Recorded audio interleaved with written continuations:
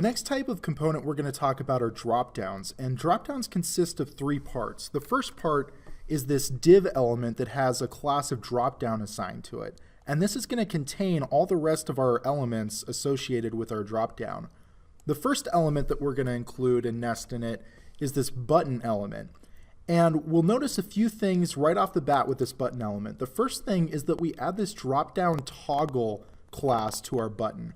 And this is simply just another Bootstrap class that we can apply to button elements that'll give it a bit more styling specific to our dropdown. The next is that we'll see this additional attribute called data toggle with a value of dropdown assigned to it. And we can't be certain exactly what this does without diving into Bootstrap's JavaScript. However, we can be pretty confident that what it's going to do is toggle some dropdown data within this dropdown div element that our button and list is contained in. And finally, we have, of course, the text that we want displayed in our button called dropdown, as well as this span element with a class of caret. And this caret is essentially a Bootstrap icon, not exactly a glyph icon like what we saw earlier, but just a simpler icon that we want displayed right next to the dropdown text. And finally, let's go ahead and add our unordered list to this dropdown. And this unordered list contains the list items that we want displayed and toggled as our user clicks our button. The first thing we'll notice about it is this class called dropdown menu assigned to it.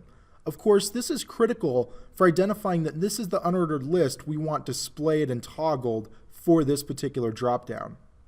Now, the list itself shouldn't contain very many surprises. We simply have list items that include an anchor tag within them. However, there is this one list item element that contains a class of divider and nothing nested within it. And this very much behaves like an HR tag, but within a dropdown. It's simply a line that separates various groups of our dropdown elements. In this case, we want to divide this separated link list item from the rest of our list items. It's really used for style and form purposes over function, but it can be nice when we have a lot of groups of different drop-down items.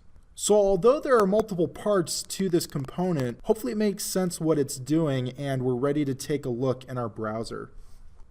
And when we look in our browser, we'll see this button with the drop-down text that we had, as well as this little down arrow looking thing. That's that caret icon we were talking about.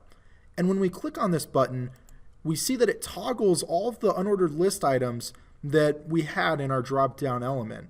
We have this group of links here, and then here's that little divider class list element that we included in here, followed by the final list item.